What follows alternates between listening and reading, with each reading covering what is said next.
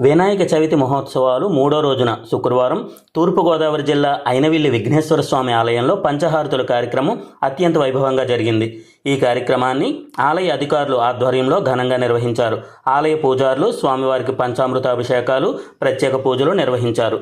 పంచహారతుల కార్యక్రమం కన్నుల పండుగగా సాగింది. వేద పండితులు మంత్రోచ్చారణల మధ్య పంచహారతులను వెలిగించి స్వామివారికి సమర్పించారు. ఈ దృశ్యం భక్తులను విశేషంగా ఆకట్టుకుంది. ఈ సందర్భంగా ఆలయంలో ఆధ్యాత్మిక వాతావరణం నెలకొంది. భక్తులు స్వామివారిని దర్శించుకుని తమ మొక్కులు చెల్లించుకున్నారు. అనంతరం భక్తులకు తీర్థ ప్రసాదాలు పంపిణీ చేశారు.